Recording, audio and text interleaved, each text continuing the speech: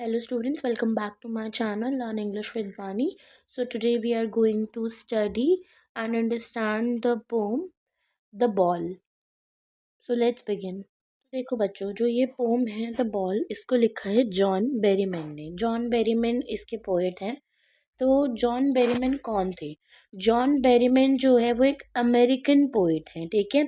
He wrote poems about human feelings like sadness, loss and growing up.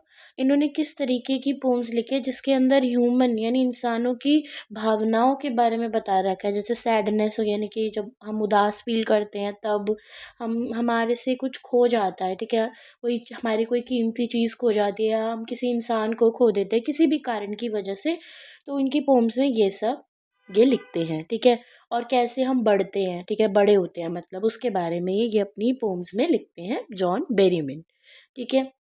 His poems teach life lessons and show how people learn from difficult situations. इनकी जो कविताएं हैं, इनकी जो poems है, वो हमें एक लेसन सिखाती है, लाइफ लेसन, यानी कि एक सीख देती है और लोगों को दिखाती है कि कैसे हम डिफ़िकल्ट सिचुएशंस जो होती हैं हमारी ज़िंदगी में, जो कठिन घड़ियाँ आती हैं, ठीक है, मुश्किल आती है, तो उससे हम कैसे लड़ सकते हैं, ठीक है। और उससे हम क्या सीखते हैं, मतलब कि अगर हमसे कोई गलती हो गई है तो हम उससे ये सीखते हैं ना कि हमें अगली बार ये नहीं करना चाहिए, ठीक है। अगर हम ये करेंगे तो फिर से ये प्रॉब्लम क्रिएट हो सकती है, ठीक है। In the ball poem he talks about how loss makes a child mature. तो ये जो पोम है द बॉल, इसमें ये दिखा रहे हैं कि एक चाइल्ड है, उससे एक बॉल खो गई है, ठीक है। एक चीज़ खो गई है उसकी कीमती, तो उस चीज़ को खोने के बाद वो कैसे एक समझदार बच्चा बन गया, मैच्योर यानी समझदार बन गया, ठीक है। तो अगर हम इसकी समरी की बात करें तो देखो बच्चों, the pome is about a small boy who is playing with his ball. ये जो पोम है ये एक छोटे लड़के के बारे में जो कि अपनी बॉल के साथ में, अपनी गेंद के साथ में खेल रहा था। Suddenly the ball falls into the water and is lost for ever. एकदम क्या हुआ, अचानक से उसकी जो बॉल थी वो पानी में जाके गिर गई और हमेशा के लिए खो गई। The boy becomes very sad and stands quietly looking at the water. फिर वो जो लड़का था वो बहुत ज़्यादा उदास खड़ा हुआ था, एकदम चुप खड़ा हुआ था और वो बस पानी की तरफ देखे जा रहा था। The poet watches him but does not try to help him or buy him another ball. फिर जो हमारे पोइट थे वो उसको बस चुपचाप देखे जा रहे थे और उसकी मदद नहीं कर रहे थे, ना ही उसको दूसरी बॉल खरीद के उन्होंने दी, ठीक है। The ball is not just ball. वो गेंद खाली एक गेंद नहीं थी, बल्कि वो क्या रिप्रेजेंट करती है, यानी कि क्या दिखाती है। It represents the boys first loss in life. वो दिखाती है कि उसने अपनी ज़िंदगी में पहली बार कुछ खोया है। The poet wants the boy to understand that some things once lost can never be brought back. तो वो जो पोएट था वो ये चाहता था कि वो जो लड़का है, छोटा बच्चा है, वो ये समझे कि कुछ चीज़ें ज़िंदगी में ऐसी होती हैं, अगर हम उन्हें एक बार खो दें तो हम उनको कभी भी वापस नहीं ला सकते। Through this loss the boy learns an important lesson of life. अब इस खोने की वजह से, अपनी बॉल को खोने की वजह से उसने एक चीज़ सीखी, अपनी ज़िंदगी में एक लेसन सीखा important, that loss and suffering are a part of growing up. कि किसी चीज़ को खोना और किसी जो सफरिंग होती है ना, किसी भी चीज़ से सफ़र करना, ये चीज़ें जो हैं ये एक ज़िंदगी का हिस्सा होती हैं जब हम बड़े होते हैं तब, ठीक है। The poet believes that pain teaches us how to be strong and responsible. जो पोएट है उसका मानना है कि जो दुख होता है, जो तकलीफ होती है, दर्द होता है, वो हमें सिखाता है कि हमको स्ट्रॉन्ग रहना है और हमें रिस्पॉन्सिबल रहना चाहिए, ठीक है। यानी कि हमें अपनी चीज़ों का ध्यान रखना चाहिए। This experience helps the boy become emotionally mature. अब इस चीज़ जो उसके साथ में हुई, जो उसकी बॉल खो गई, उसको उसको दुख हुआ, ठीक है। तो इस चीज़ ने उसको क्या सिखाया कि वो इमोशनली, यानी कि वो इमोशनली क्या बन गया, मैच्योर यानी समझदार बन गया।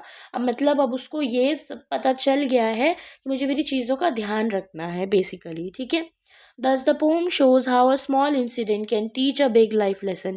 तो ये जो पोम है, ये जो कविता है, हमें दिखाती है कि कैसे छोटे छोटे हादसे जो हमारे साथ होते हैं वो हमको हमारी ज़िंदगी के कितने बड़े बड़े लेसन सिखा जाते हैं, ठीक है। तो देखो बेटा, इस पोम का थीम क्या है? थीम क्या होता है? मेन आइडिया, ठीक है। Main idea.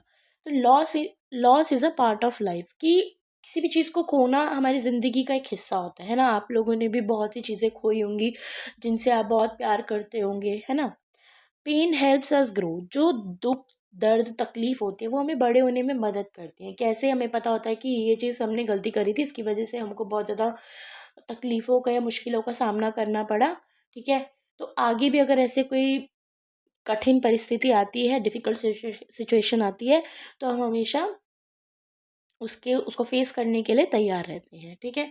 Growing up means learning to accept loss. बड़े होने का मतलब होता है कि कोई भी चीज़ हमसे दूर चली गई है किसी भी रीज़न से या खो गई है, तो उस चीज़ को हमें मानना चाहिए, ठीक है।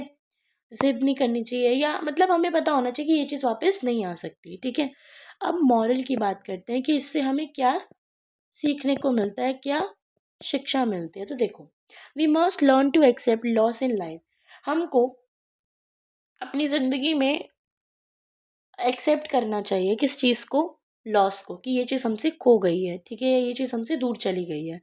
Pain makes us mature and responsible. जो दर्द होता है, पेन होता है, तकलीफ़ें होती है, वो हमको समझदार भी बनाती है और हमको ज़िम्मेदार इंसान भी बनाती है। Not everything can be replaced. हम किसी मतलब हर चीज़ जो है ना, हम उसको बदल नहीं सकते।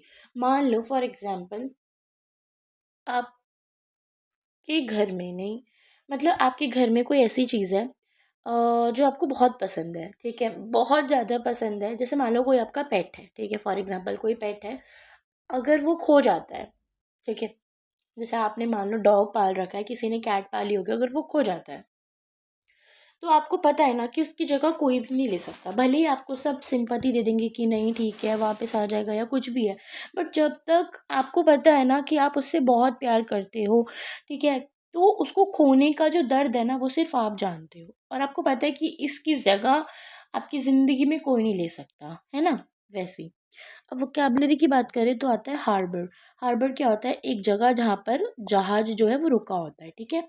ग्रीफ यानी कि बहुत ज़्यादा दुख, डीप सैडनेस। फिर आता है डेस्परेट, फीलिंग होपलेस, मतलब कि एकदम उम्मीद छोड़ देना, ठीक है। रिजिड यानी स्टिफ, यानी एकदम वहीं पे एकदम अड़े रहना, ठीक है, बिल्कुल भी हिलना डुलना नहीं। ट्रेम्बलिंग मतलब कि शेक करना, ऐसे कपकपाती नहीं है जैसे कि बॉडी कभी कभी, वैसे, ठीक है। अगर हम बात करें पोइटिक डिवाइसेस की, यहाँ मैं लिखना भूल गई हूँ, तो आप देख लीजिएगा, ठीक है। पोइटिक डिवाइसेस, जिसको मैंने पहले भी बताया है कि इंग्लिश ग्रामर में फिगर्स ऑफ स्पीच कहते हैं, ठीक है। तो पहला हमारा है सिम्बोलिज्म। सिम्बोलिज्म मतलब क्या होता है, जब कोई चीज़ किसी चीज़ के बारे में बताए। जैसे यहाँ पर हमारी पोम में बॉल है, बॉल का क्या है कि भाई वो बचपन की खुशी को दिखा रही है, और लॉस ऑफ बॉल का क्या है जी, कि बॉल खो गई है, तो वो क्या दिखा रही है कि भाई हम उस लड़के ने अपनी ज़िंदगी में पहली बार कोई चीज़ खोई, तो उसको उसकी इम्पोर्टेंस बता रहा है। फिर आता है हमारा मेटाफर। क्या होता है भैया, जब हम डायरेक्ट कंपैरिजन करते हैं, जैसे फॉर्म क्या हो गया, एक टेम्परेरी हैप्पीनेस हो गया, है ना, यानी कुछ पल की खुशी। ग्लास टीम्ड और पॉइंटेड डिवाइसेस, यानी कि कुछ ऐसी चीज़ें ज़िंदगी की जो क्या होती हैं, फ्रेजाइल होती हैं, ठीक है। फिर आती है हमारी रिपीटिशन। तो जो वर्ड है बॉल, ये बार बार बार बार क्या हुआ है हमारी जो हमारी पोम है उसमें रिपीट हुआ है ना। जब कोई भी चीज़ बार बार बार बार आती है, चाहे वो कोई मतलब कोई भी पोम हो, ठीक है, तो उसमें हम क्या कहते हैं कि वो जो वर्ड है वो बार बार रिपीट हुआ है, और ये जो रिपीट हुई है वर्ड बॉल, वो क्या दिखा रहा है, इम्पोर्टेंस दिखा रहा है कि भाई अगर ये चीज़ बार बार आ रही है हमारी कविता में, हमारी पोम में, तो इसका मतलब ये इम्पोर्टेंट है, और हमारी जो पोम है उसका नाम भी है द बॉल, है ना। तो रिपीटिशन हम इसे ही कहते हैं, ओके।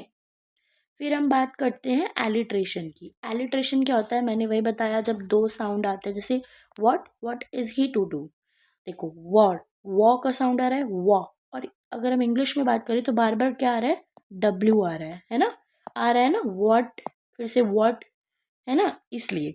और हाँ, मैं एक चीज़ और बताना भूल गई, फ्रेजाइल मतलब होता है नाजुक, जो आसानी से टूट जाती है ना। That's all for today.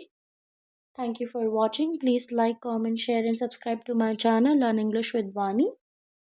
See you in the next video, and also press the bell icon for more such videos.